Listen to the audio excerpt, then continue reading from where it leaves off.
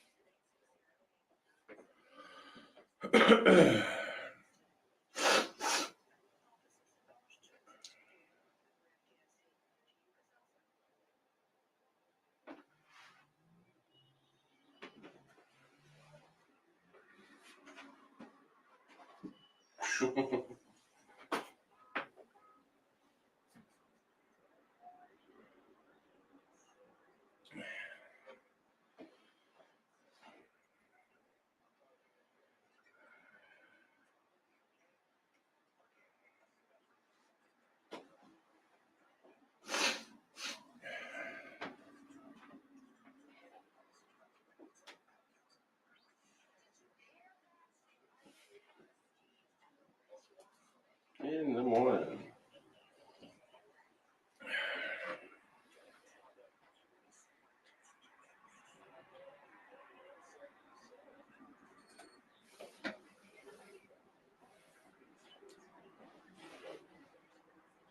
In the morning.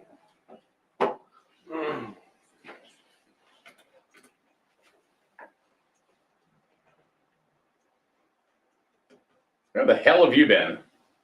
Walking around. Doing a walkabout. You woke up at. You never walk about my You haven't been around here for a while. I've been around a little bit here. Huh? Been around a little bit. But we went to Washington, D.C. for a while, went to New York, went to the big city. What'd you do in New York? Walk around. Oh, really? Yeah, See, I only knew you. Memorial Museum. I only knew you went to D.C. I didn't know you. Yeah, we went to New York City also. So you walked around the 9/11 memorial. So was it? So really, the whole trip was one big like a history kind of trip. Yeah. Learning about the good history of our country. Mm-hmm. The good history. Now that right there would definitely, if anything, probably get debated. I don't know who you talk to. You know, They're open to debate. Yeah. because there are people that I know. Like, did you go to the Lincoln Memorial? Yep. Okay. So there are people that I know that have said to me that the Lincoln Memorial is a great thing, but Lincoln was the worst president of all time. Some people say he was one of the best presidents of all time because of freeing the slaves. Or, Yeah, I guess if you want to stay a slave or not be a slave, depending on what history you want to look at. Yeah. So I guess it depends on what side of history you want to look at, or whether or not DC is a good side of history or a bad side of history, which kind of leads into a conversation for today, where I mean, it's like it's concerning to me about the whole, I mean, the subject of racism. Mm-hmm. Now when I was a kid, I was brought up, and I gotta say, my mother made sure, and she did, we focused on everybody was equal. You treated everybody the same. It didn't matter, what. Let me see. What color anybody was, where they came from, or anything. My mom was always very clear about that. And now, there's always been some form of racism, right? Sure. But now, does not it seem like it's worse than ever? In my belief, what I'm saying, yeah. Is it the same? It's just there's so much more, like national and social focus on it, or do you think it's actually just worse? No, from watching, it's really gotten worse. Okay. Yeah. All right. I don't. From when I was a kid, when it was brought to your attention, I think it's been a lot worse. Mhm. And it's not necessarily, I think, anything taking place. It's what people are producing and trying to create, from what I've seen. Perception. Yeah. Before we get into that, good morning, Court. He says, welcome back, Rich. Great job last weekend for the Thank you. Griswold Volunteer Fire Department 75th, and kudos to the Jewett City Volunteer Fire Department for all of the awards. Oh, yes, thank you. So why don't you tell us about that, Oh, well, Griswold had their 75th anniversary, like you mentioned. which hardly anybody knew about. Yeah, I mean, I put a lot out myself about it, but I guess, like you said, it depends on where you look. But, I found out about it Monday. really? Yeah. So we basically, was it Saturday, I think it was, they had the open house, which they had a better attendance than what I was expecting. Mhm. So that was pretty good. Now, what is a better attendance? I mean, how much is a better attendance? Well, like you said, you didn't see it around a lot, but being Griswold, Yeah. honestly, people don't care much about anything anymore. So I didn't expect many people to show up, but they had a decent showing. Mhm. I didn't count how many people there were, but Yeah. they had in the back, they had the demonstration by the instructor, Brian Pepin. He's on here a lot.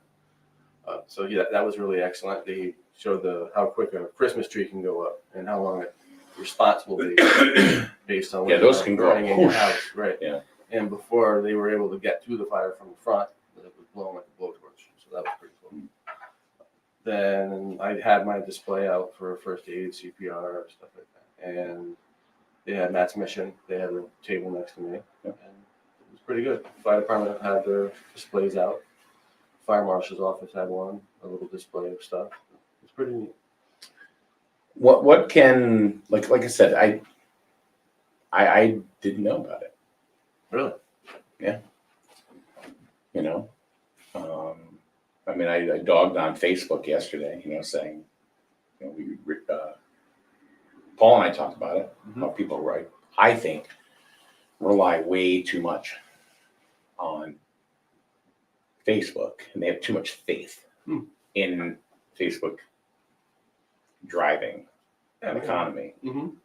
So anyway, Well, Facebook only lets you also advertise what they like, so it's not really fair either. But well, they own it. right, that's what I mean. So Yeah. it's not like a news. That's why I say it's not a news source. It's not. News is everything. It's Right. not what you like. So it was the 75th anniversary of the Griswold Volunteer Fire Department. Yeah, and then Sunday they had a big parade. Well, for Griswold, a big parade. Uh-huh. So they went up and that went down 138 from the town garage down to the firehouse. It was a judged parade. Judged. Yeah, the fire departments, and they have what's called a judged parade. There's a group in Connecticut, it's like a third party. They'll come from around the state, the judges, and they'll judge parades that want to be judged, and those points are added up throughout the year.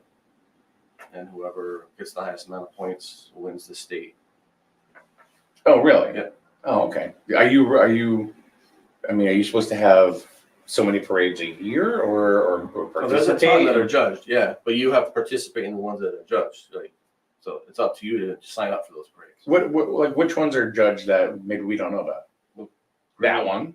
Yeah, which is not a normal parade, so it's added on top of what all the other ones are. The state firemen's parade, like this year is going to be in Norwich, the state convention, so that'll be judged. Mhm. But it's not easy to win those parades. It's No, but what is the reason for it? just friendly competition. Oh, is So it? really, that's it. Okay. Yeah, there's no other big thing about it yet. It's just a friendly competition. You don't get bonus fire calls or something like that. No? Yeah. All right. But the Jewish City won 4 Winner. or 5 categories. We got 5 trophies out of it. So Really? good.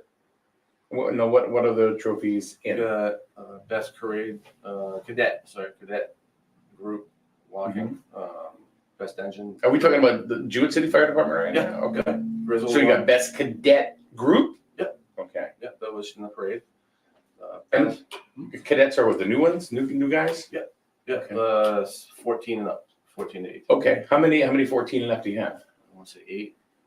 See, now that's pretty good, isn't it, compared to what it's been lately? Or Just got them this year. Yeah, we just kindled the program. Kind of. Yeah. Something about the engine tanker. And honestly, I'm not really big on this stuff, so I really didn't pay too much attention. But it was just nice that we didn't even try that hard. We just ended up winning. just kind of showed up, huh? Yeah.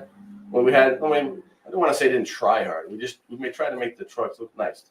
Some departments take them out of service. They paint nuts. Yeah. Every nut they do. Like one department I was in, they would take the plastic pieces out of the closet while they're all wrapped up, and they'll take the other pieces off that are used all the time, and they'll replace them so they're all nice and shiny. Gotcha. We just kind of watched the trucks before the parade. Some guys came up, spent the whole day polishing them, and that was it. So it's pride. Pride, yeah, it's a pride thing. Yeah. Very cool. Very cool. All right, Court's there. Good morning. Joey is there. Good morning, Joey. Joey's a sniper, just so you know. Really? Yeah. Sweet. Yeah, he's a sniper. How long have you been a sniper, Joey? It's a different kind of sniper. So that's pretty cool. But I honestly didn't know about it. Really? Didn't, as they say in Canada, I didn't know about it. Had no idea. But yeah, Grizzle did a great job making a memorial in the front of the firehouse for life members. I think that's excellent. Yeah. I mean, that's great that they do it. I just wish more people would pay attention to, because it's part of their town's history. It's a huge part. Yeah. Fire departments naturally are a huge part of the history in the town. Any town. Yeah. The state, country. Believe it or not, and the tradition goes back all the way 1700s. So it's huge. Do you think that if more people knew about it, that they would have come out to it, or do you think they? No. Okay, so really, you have to care. Okay. Yeah. You have to care. The people that cared came out. So who was in the parade? Just the 2 fire departments? No, every fire departments all the way from Montville to East Brooklyn. See, now that would have been cool, even for kids, or moms and dads to bring their kids, just to the young kids to take a look at that. I mean, the road had people. There were people watching the parade. It was lined up with some people. And I don't know how many were just family of the firefighters, but it was pretty good. Yeah, I noticed that. Court was there. I saw him at the parade and the open house. Yeah. Was he jumping up and down and clapping? Oh yeah, he was like a little kid with a. He was fanboying and stuff. It was good. I knew it, Court. I knew it. The first selectman was there. Todd was there. He was with the fire department marching and stuff, but he was a past chief. Yep. Dana and anybody from the borough? My wife was there. Yeah. I don't know about anybody else. Burgess Wassler? Yeah. Okay. So it was pretty cool.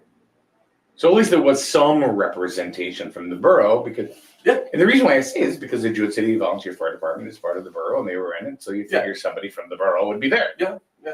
Well, like you said, some reason I guess the word didn't get out in a lot of places. So yeah. I called it yesterday lazy marketing, because it's like, we'll just put it on this page. Oh, you know what? Man, they find out. Could have been a contender. So, all right. Well, I'm glad you guys had a good parade. I'm glad. Congratulations on your win. Beautiful weather. So anyway, let's move on past that. Yeah.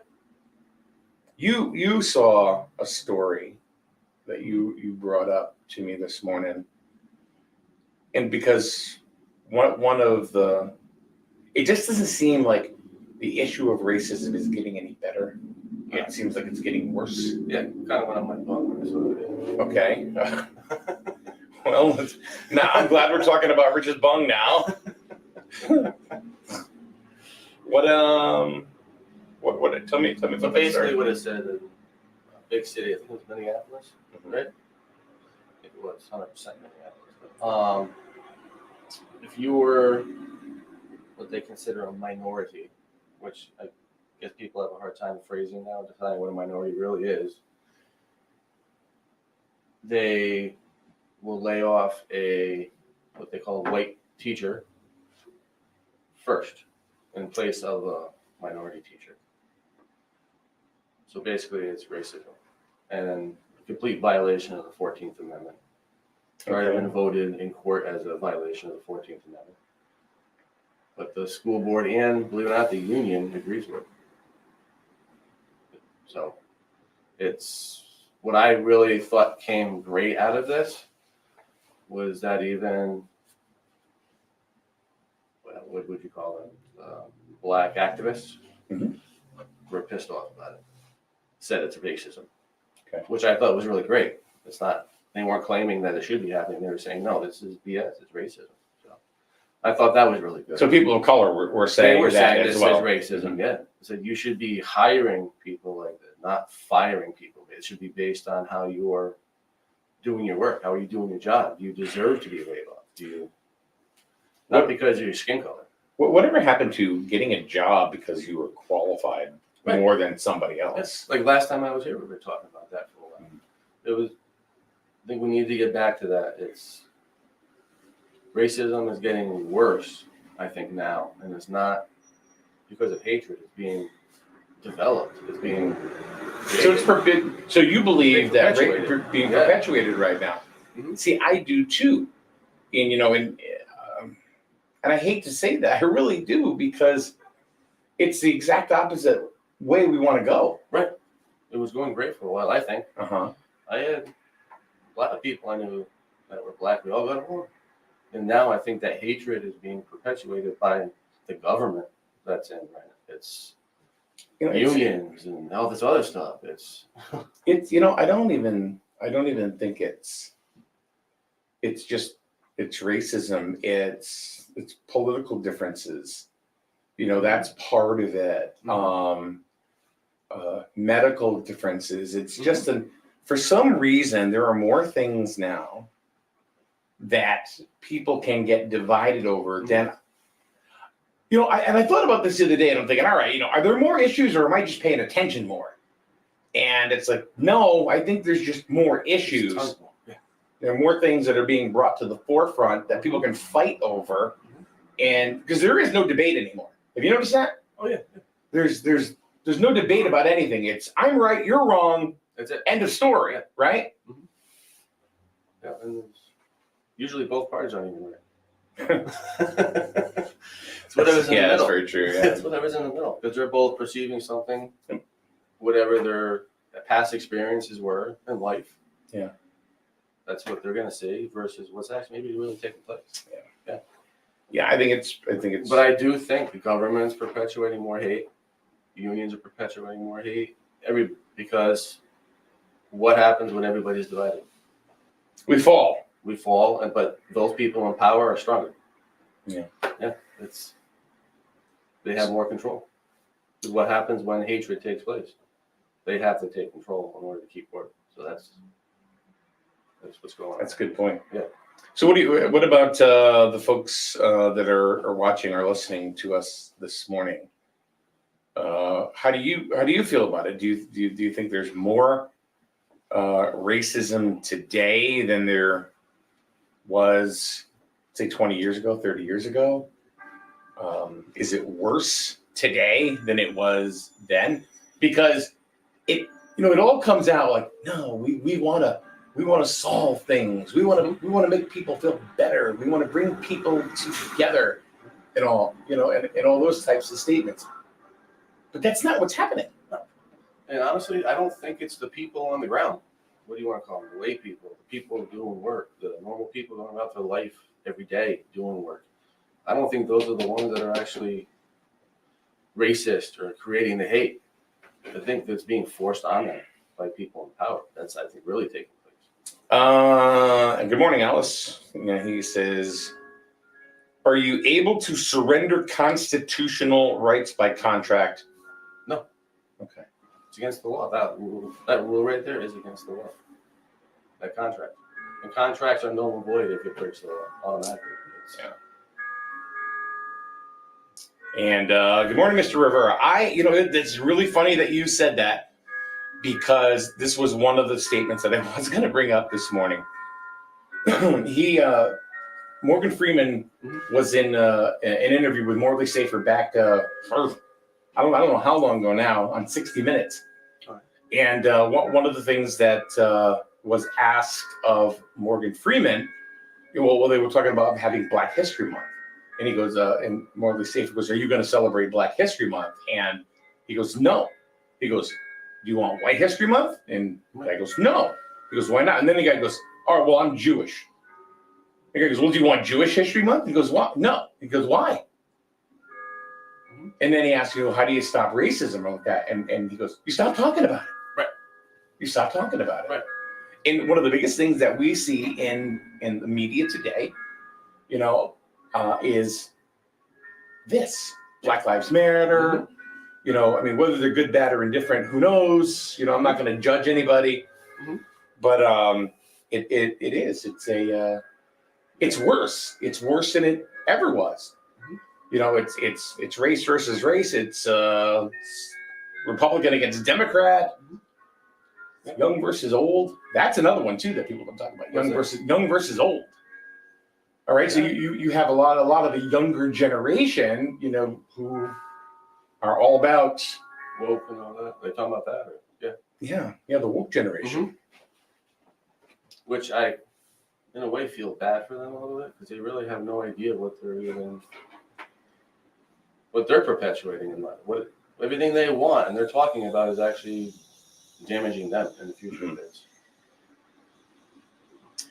Kathy, you may know something about this woman. Never heard of her. Okay, because I think it's the same, but we hear more about it through the news media and social media.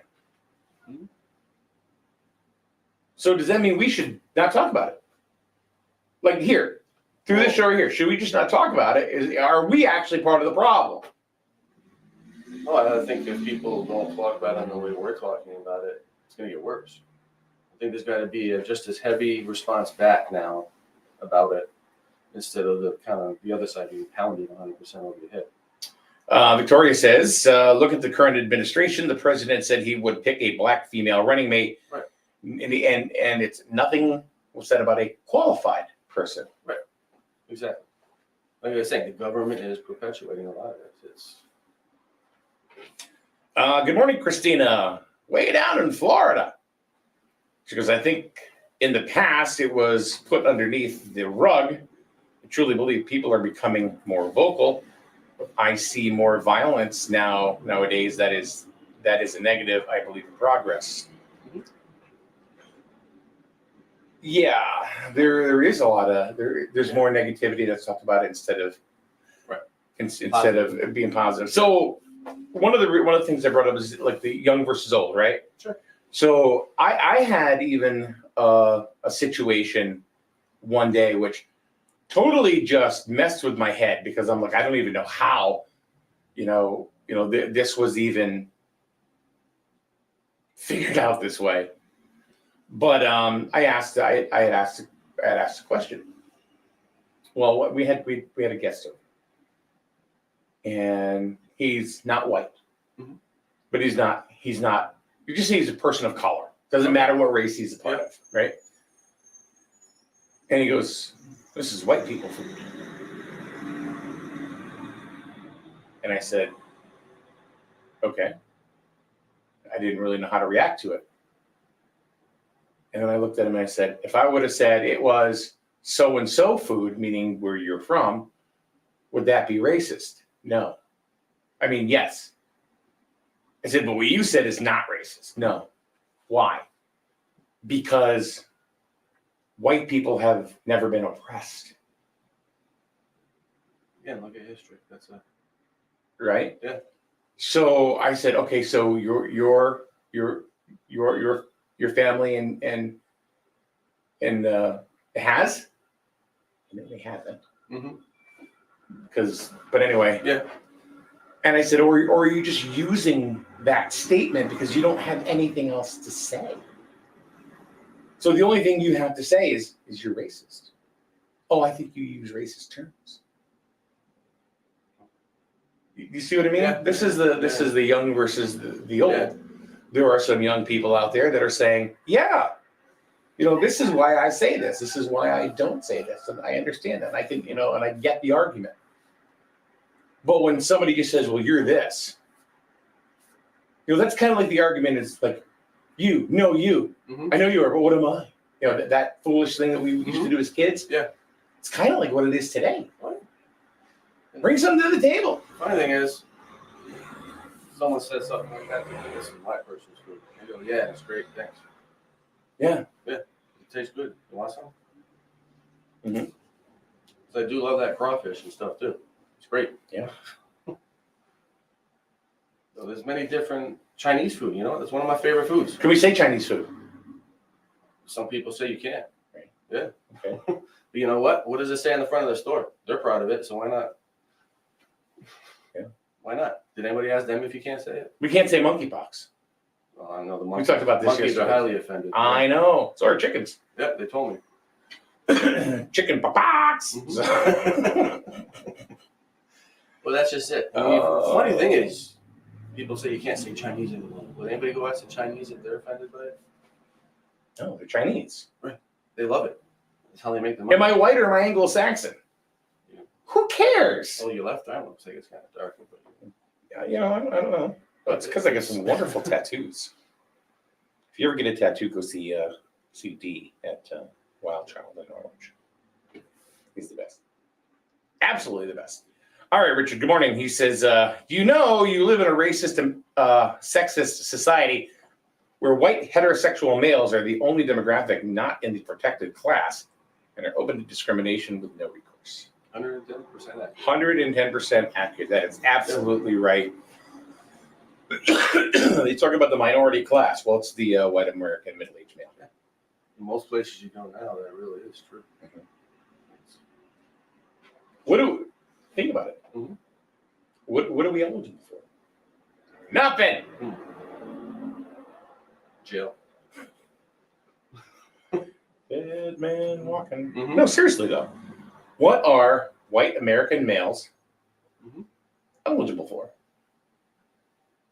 Can anybody tell me? Really, seriously? Being accused of stuff. Okay. and I know this conversation is pissing people off. It should be. Yeah. Should be. Yeah. They're coming and they're going this morning because they're like, I don't want to hear this. Well, maybe you should. That's part of the problem. Yeah. Let's just shove our head in the sand. Yeah. Joey says, don't you know that all straight white males are racist? Been told that. It's ridiculous. Yep. Guilty until proven innocent.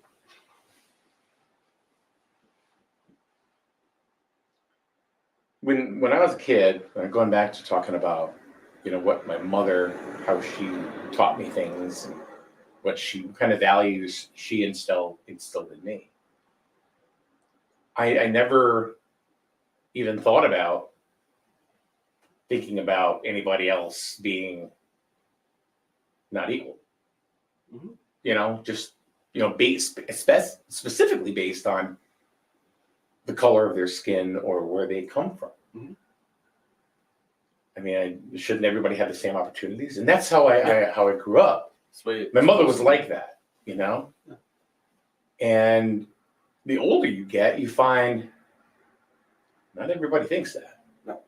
And that's the funny thing is that's what the founding fathers, the 14th Amendment said. And now they've created laws to reverse that. And I'm sure by all means that maybe the 60s, whenever that time, I think it was the 60s when they created the Equal Employee Act. Yeah. That maybe that was needed then. I think we've gone way past that. It's gone to the opposite extreme. I think that's what's really taking. Let's even go another step. We've talked about all the things that have divided us, right? Whether it's religion, it's politics, it's somebody's race.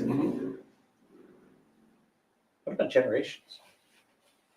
You got Gen X, you got Gen Y, you got Gen Z. Yeah, studies. They're all in a different club. You got Gen X. We're saying we're badasses. We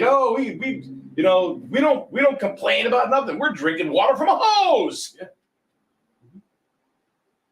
Yeah. And then Gen Y is like, no. You don't do that. Right. The hose? What's that? Whenever I have a bottle of water, I drink Perrier. It's smart water. Yeah. Right, Yeah. right. And then there's Gen Z. Mm-hmm. They think we don't have a clue, and we think they don't have a clue. It wasn't like that when I was a kid. It's like you had your elders, and you spoke to your elders with respect. Thank you. There you go. Look at that. Boom. Mm-hmm. With respect. Now they don't. No, I swear at you. You say what's happening themselves. Exactly.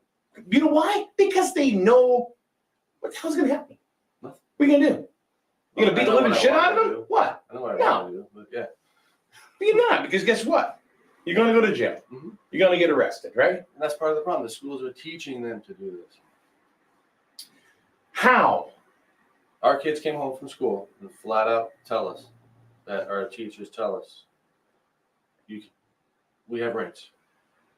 Yeah. And kids do, just like anybody else. Not what they're being taught.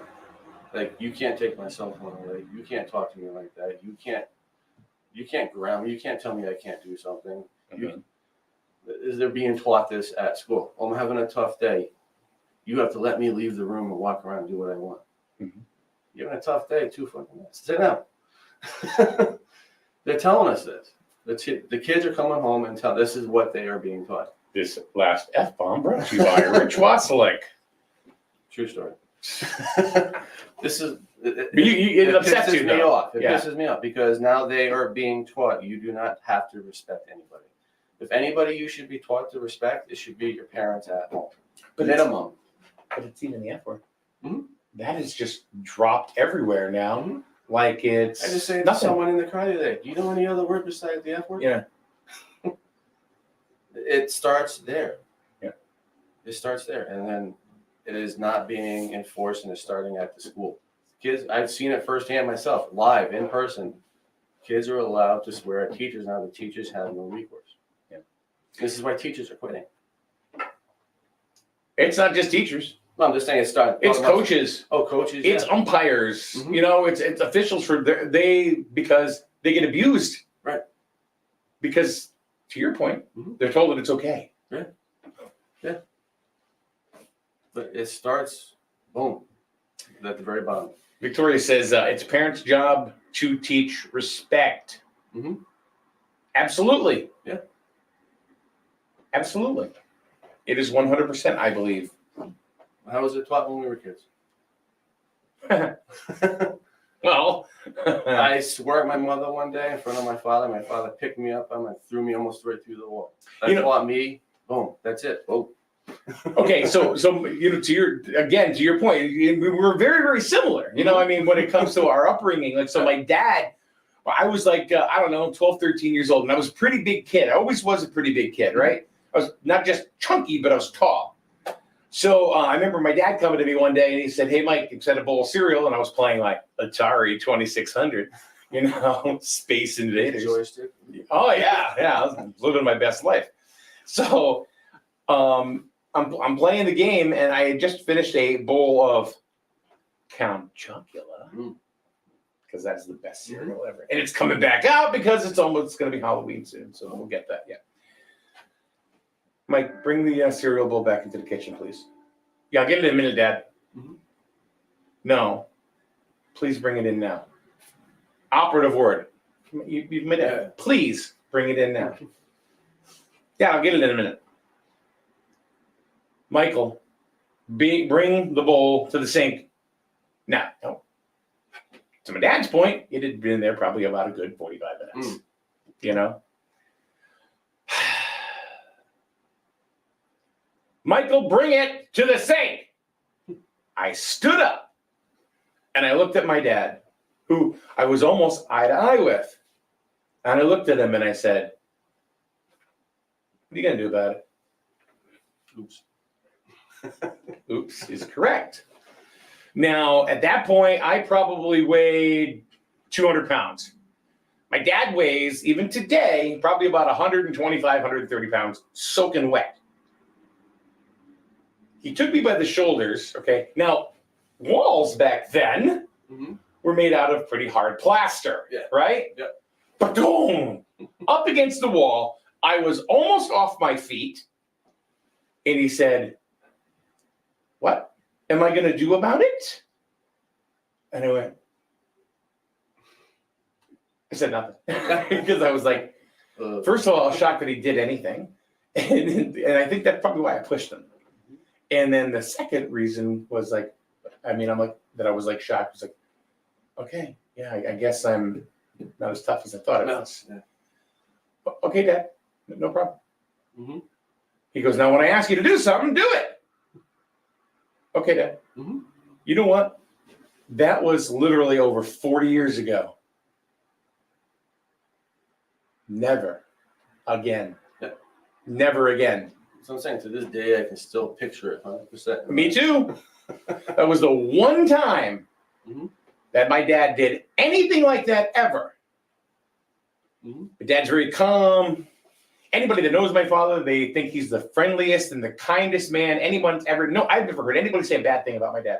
And they're right. He's not. He's the sweetest old man, young man, middle-aged man you'd ever want to meet. Not a mean bone in his body. Except for that one day. And out of my entire childhood and adolescence, that was the one of the two big lessons that I learned as a kid, Mm-hmm. that I'm not the top of the pecking order. Yeah. I think that's, honestly, I think that's the worst. Maybe that threw a light bulb up in my head. They don't know pecking orders anymore. Yeah. Simple as that. Yeah. Kathy says, agree 100% with the Victoria, where she said it's a parent's job to teach respect, especially at home. But what we teach our kids at home seems to be undermined outside of the home. Mm-hmm. School, social media, workplaces. Yeah. So the other situation I had, and I know this is, I'm just bringing up personal things because I think these are, I think a lot of people, I'm sure you could resonate with this, and other people too, where the younger kids today, they can't. Because, it's like, I'll just call 911. I'll just call the police. Whatever, because they don't care. I know I've told this story before, but my son came home in elementary school from Waterford schools, and they had a day where they taught them, your parents do this, you call DCF, you call the police, you do that. My son came home and told me this. I said, dude, I'll call them for you right now. Call them for you right now. And I've actually sent cops to houses for that. Kids will call, oh, my parents did this, my parents. The cop will stand there while the parents spank their kid. It's not what the teacher, you are allowed to spank your kid. Mm-hmm. You are allowed to discipline them, believe it or not. It is a... Now, my mother, on the other hand, she was smart. Mm-hmm. And she'd mess with your head. So I did something one day, and I told this, and I don't even know if I told you this story, but I don't remember what I did, but I did do something that was bad, I guess. And I was about 11 or 12, right around there. Those are my bad years. Most kids, I think, yeah. So, and I don't know. And my mother was just tweet. Michael, go outside and find a switch. Mm-hmm. And I'm like, what's a switch, Mom? Yeah, light switch? And I knew what it was. Yeah. You know what a switch is. Well, how do I know, Ma? You never asked me to go get a switch before. Mike, go get a switch. Now the switch had to double in size, right? Yeah, that was a log. That was a log. Okay, Mom. So I go outside. And the yard I grew up in, at my house was, put it this way, there was a pool in the backyard and it pretty much took 90% of the backyard. We didn't have a tree. There was a tree next door, that would kind of like come over our fence and everything, but there was no tree. Mm-hmm. The hell am I going to find a switch? So that was the first problem. Second problem is I'm going to go in and when I find this thing, I'm going to get my ass beat with it. Yep. So find the skinniest one you can find. Well, I was out there 45 minutes in this little yard, just to give you an idea. I mean, it was a tiny, tiny yard, and I'm out there for 45 minutes looking for a switch. Not once did my mother come to the window and go, hurry up, or anything. She let me stew. Mm-hmm. And finally, I found one that I thought was suitable. I walked, did I ever tell you the story? No. Okay. Then I walked into the house, and I said, very mouse-like, here's the switch you want. And she took the switch and did one of these. Do you know what I'm going to do with this? And I looked at her, I said, beat my butt. And she didn't say anything. And she just stared at me with ice. And then she put the switch down on the table. I was kind of confused. Like, what's going on here? She goes, the idea was to beat your ass. And I went, okay. So I'm still waiting for a beating. Yeah. Or spanking or whatever. I never got beat. Never, ever. And she goes, okay. She goes, Michael, but I'm going to tell you one thing. This is what you did wrong. This is why I didn't like what you did.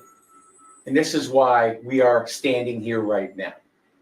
So she totally explained everything out, right? And I'm like, okay. So there was no questioning anything because she put it all out on the table. Then she looked at me and she said, I'm going to leave that switch right there as a reminder. She goes, there's nothing I can do to you right now that you didn't do to yourself outside for 45 minutes looking for a piece of wood. And I'm like, yep. Oh, you're so smart. I don't know, okay. She goes, but it's going to be right there. And I'm telling you for like 2 weeks, it was right there on the table. And I can remember there was a couple times I would sass her back and my mother would go, hey. And I would go, okay. And it was this thin little branch. I mean, it was tiny. Of course, because I didn't want to bring anything in that was really going to hurt. Yeah. But my mother used wooden spoons. See, and when those broke on us eventually, she got her yardstick. Oh, yeah. Oh, yeah. That left them. I'm sitting here going, yeah. But I never got hit with one of those. And my mother, but I know a lot of parents did. But that was old school parenting. It worked, right? But guess what? To this day, I don't disrespect people. I try not to. And if I do, it certainly sure as hell isn't on purpose. Right. And if I find out that I did disrespect with somebody and they call me out, I go, oh man, I'm sorry. Yeah, I didn't mean that. Today, it's not like that. Today, it's also hard to figure out what's considered disrespectful. Shayna, the illest. She's the illest. Morning, y'all. If you instill this respect in your kids, and I don't know, but times they're so different right now, many people do not know their rights as far as DCF goes because many calls are from kids being butthurt, people making anonymous phone calls on other mothers. Yep. Many parents don't know their rights. Okay, say that again. Doubled up. Many parents don't know their rights as far as DCF goes. You don't need to let them in your house. Many calls are from angry, vindictive people. Also, what kind of DCF agent could tell me how to raise my kids when you've never been a parent? Books one. They're getting that education. Yeah. And Kathy goes, my dad used to paint sticks on us. Mm-hmm. He was a contractor and also had them on hand. Easily accessible. Oh, is it paint or point? Paint. Oh, paint sticks. He used to use paint sticks. Oh, here I am thinking he's got a paintbrush and he's painting a stick on Kathy's back. There you go. No, What's that doing? Used to hit him with paint sticks. Shana goes, you can tell I was talking into the phone for the last statement. Yes, kind of speak to text doesn't work very well. And Victoria said, my mom used wooden spoons. My dad used a leather belt. You got that too once, yeah. See, I never got any of that. I got jacked up against the wall once, and then I got a head game played on me. Yeah. But it worked. Yeah.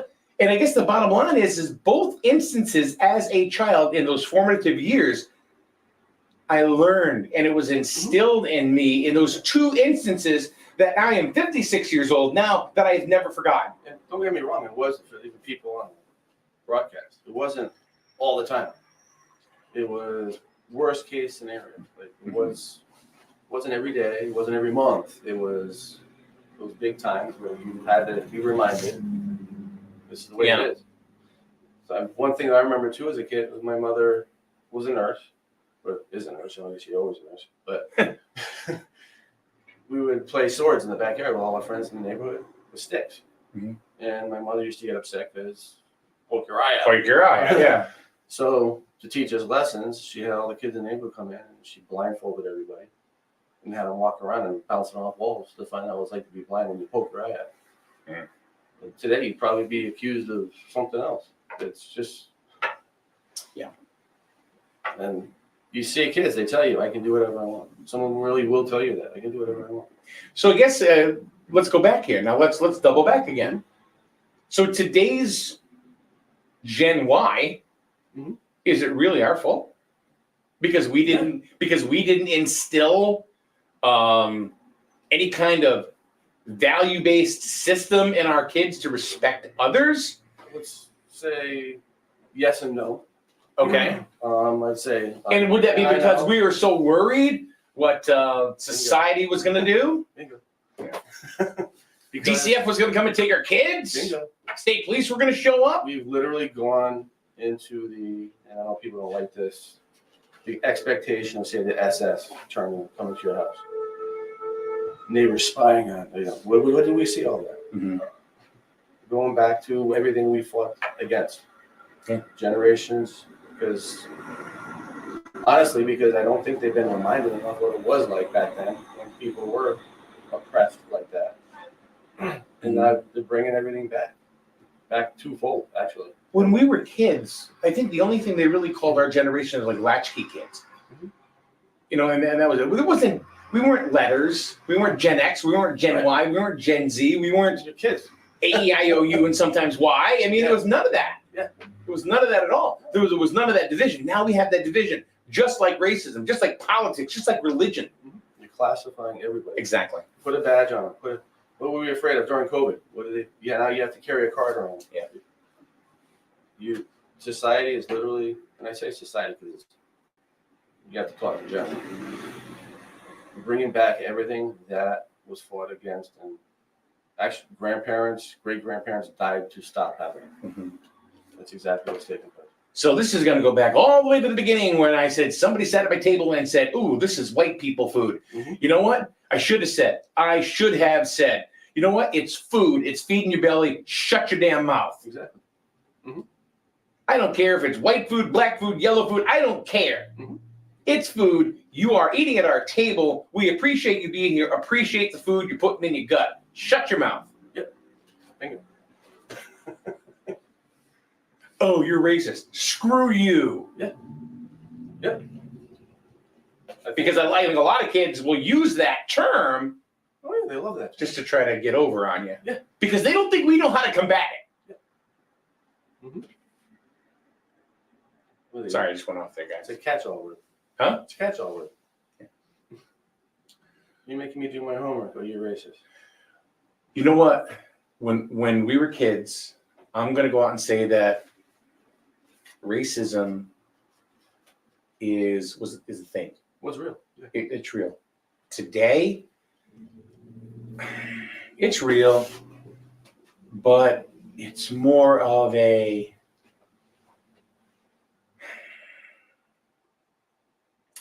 can't think of words that I want to use. And I'm not trying, believe me, I'm not trying to be politically correct. I think I know what you're trying to say. I think racism, I think what you're trying to say is racism is real. Yes. And if I was the people in those groups that are trying to combat the real racism, and I think this is what they get pissed off about, the real ones, is being over spun by this BS that's not real racism. And it's, all the real racism is not being taken care of because it's being pushed into the back. Right.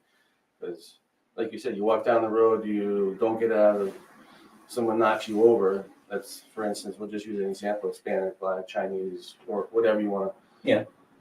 Because you didn't get out of their way, or you're racist. Yeah. That's. You may have been talking to your friend, didn't see they were there. It's leverage.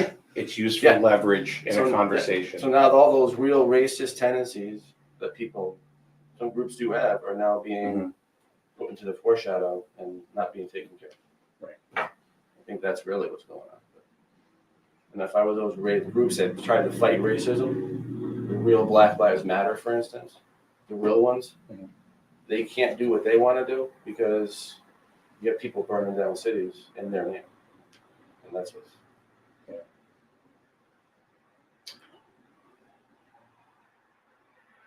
One thing that I think, is that what you were trying to say? I guess so.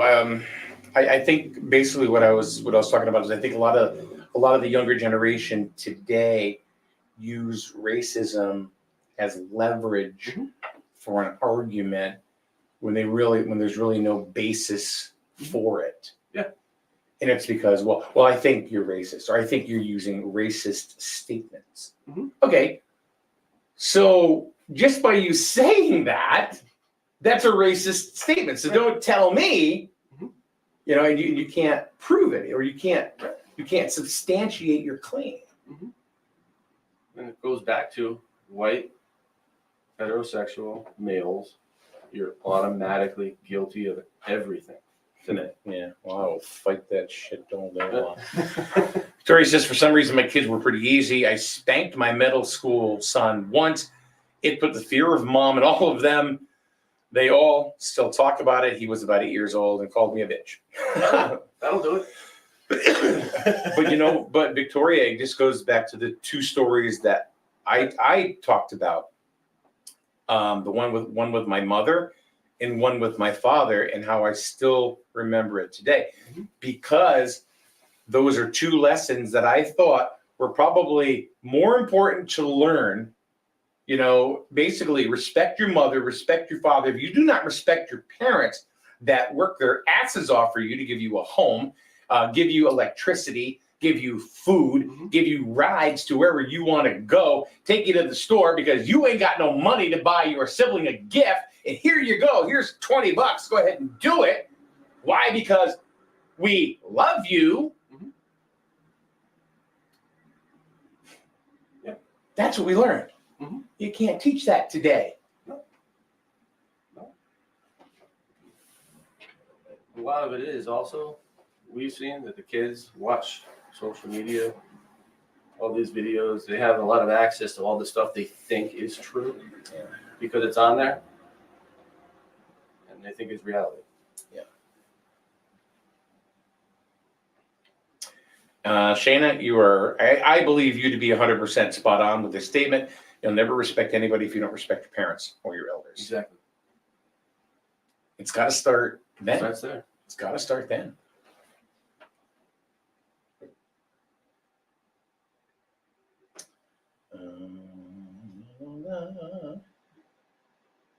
I'm just going by and see if I can. Yeah. It has to. It has to start that thing. And racism is a thing. It is absolutely an issue that will never go away. No, it's been going on since humans were, I'd say, created or developed, whatever you want to think. But it's been going on 1600s, 1500s. Sure. At different levels. Yeah.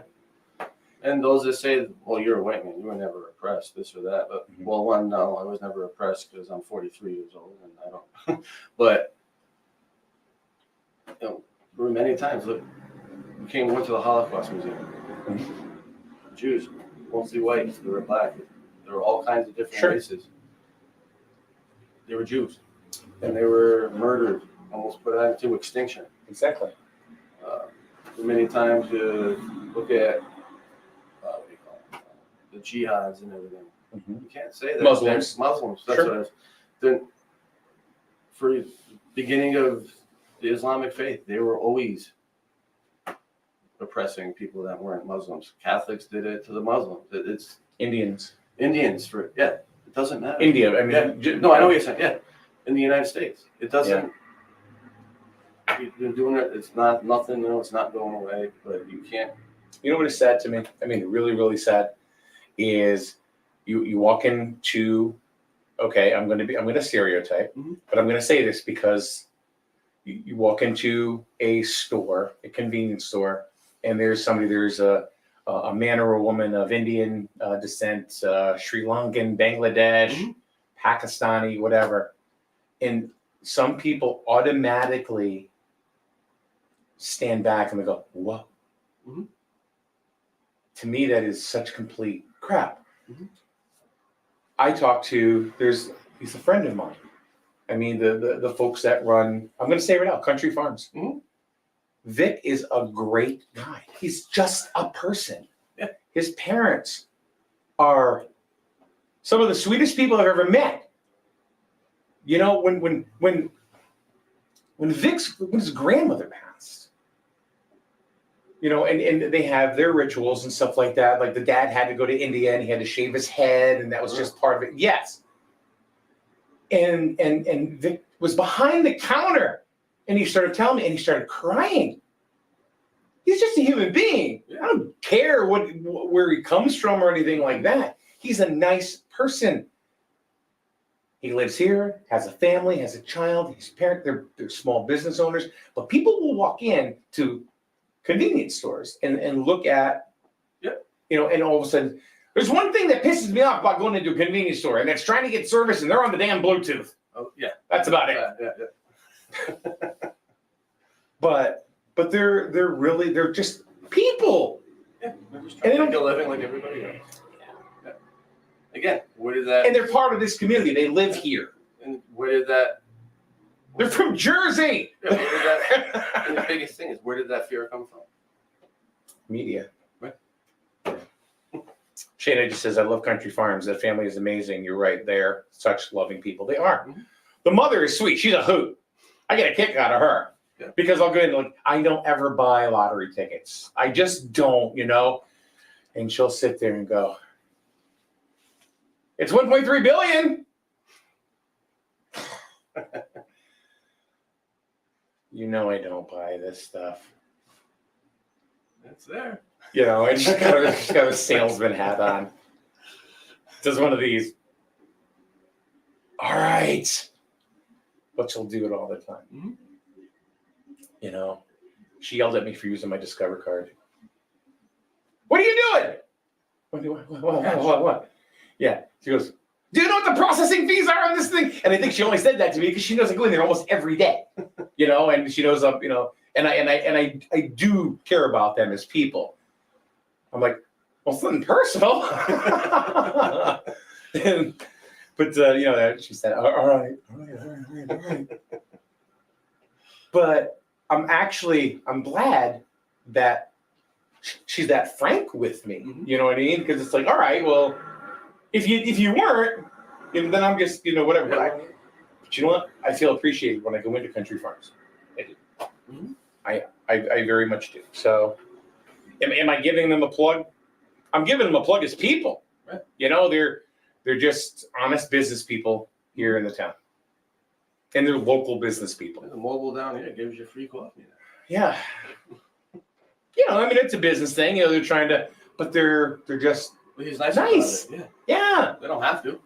Exactly. And then people, they'll make fun of the way they talk. So what? They make fun of the way we talk. Exactly. I think we also need to get back to laughing about that kind of stuff. You're right. You're right. You're right. Yeah. Like no one laughs anymore. Everything's offensive. No jokes. And it goes back to, listen to what we've talked about for more than an hour. And Rivera talked about it. He mentioned it in the room. And I said that I was going to, it's funny that he said that because I was going to mention it too. And I think it's probably one of the most valid points that has been even said here Which today. part? I don't remember. I'll tell you. Okay. You know, we do all these things and try to recognize what racism is, the differences between today and back then. But it goes back to me, for me, it goes back to what Morgan Freeman said. How are you going to stop racism? Stop talking about it. The generations now are talking about it more and more and more than it was ever talked about. We didn't talk about it so much like in the 80s. We understood it. We weren't, there was no finger pointing, you know, like that. It was like, look, you don't do this. But then you have people that are actually racist. Yeah. You know, and they say the thing, whatever. But if you were taught not to be racist, you know, I think racism is taught. It is not something you are born with. I think being gay or lesbian is something you are born with. That is just something. Racism is taught. Prove me wrong.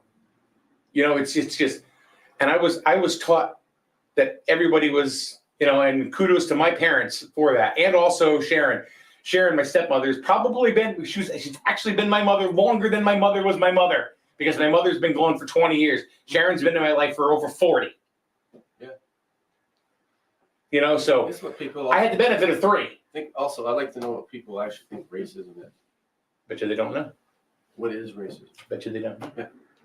Because honestly, I don't know the definition. I don't know what I'm told. But what is the real definition of racism? It's just propaganda. Yeah. I mean, back in when racism was really, they got killed. They were killed. No matter what race you were, at what time, or wherever. Yeah. You were killed for being black, white, Hispanic, Chinese, whatever. Today it's, oh, well, you're looking at me mean. You're looking at me mean. It's a lot of it is used today as an excuse. It's no longer Perpetuate an argument. It's a tool. Yeah. It's a tool to get what you want. So stop talking about it. Right. And I think the schools need to stop talking about it. I think, this is the kind of thing that makes me want to run for high office. But I know I never went to piss too many people off. But stop teaching people how to use racism as a tool. You know, Gregory, I think you have a point here. He says only one side of the political spectrum, quote unquote, talks about it, and they have weaponized it. We've kind of said that. He just said it in a different way. Because you remember I said, you know, they perpetuate. I think a lot of people perpetuate, you know, arguments with it. He just said they weaponize it. Yeah. So exactly. Polino says, luckily my kids go to magnet schools in New Haven.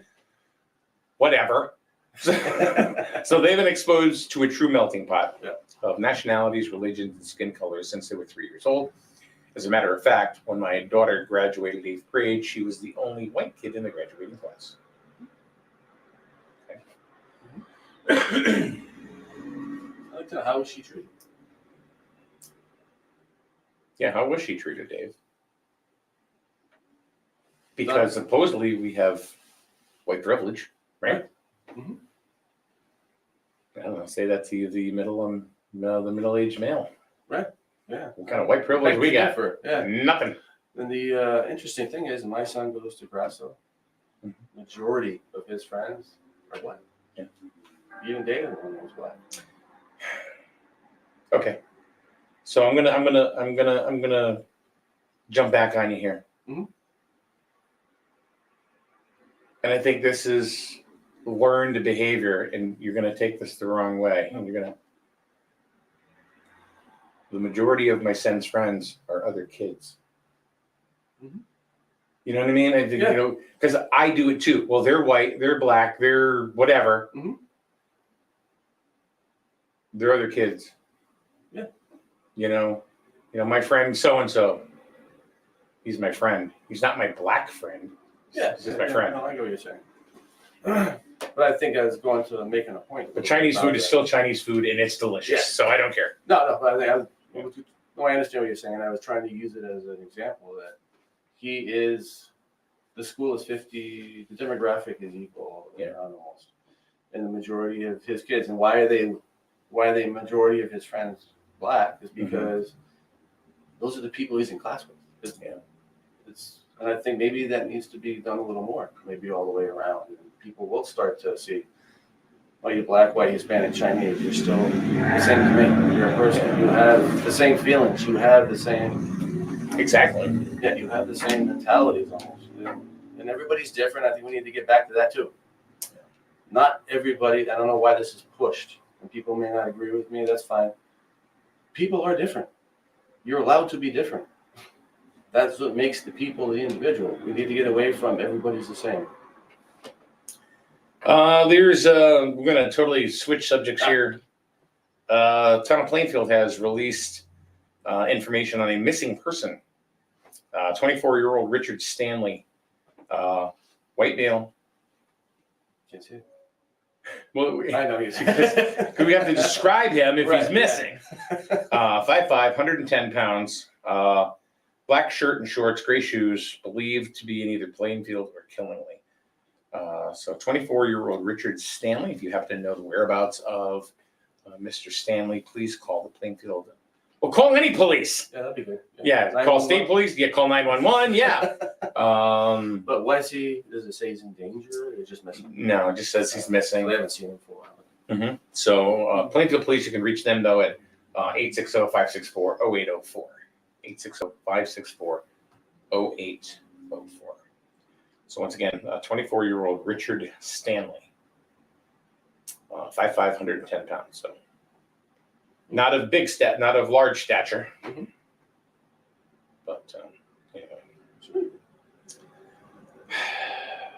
Well, I think we beat that dead horse. we did. We absolutely did. So we hope we, didn't annoy or I should say offend anybody today, because it's not about that.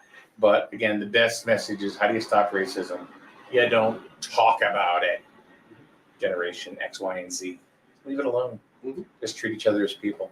So there's my soapbox statement of the day. So anyway, thank you, everybody. Thank you. Be, as my friend Peggy would say, be kind to yourself. I don't even know Peggy if you're listening, but she's a friend. Her and her husband Dennis that have taught me a lot in the last couple of months about just being a person. Nice. Just being a person. So anyway, have a good day, everyone. We'll see you tomorrow with Paul Ash and Chris. Good enough. They'll be on Retiree Row tomorrow morning on SNSN. You did good.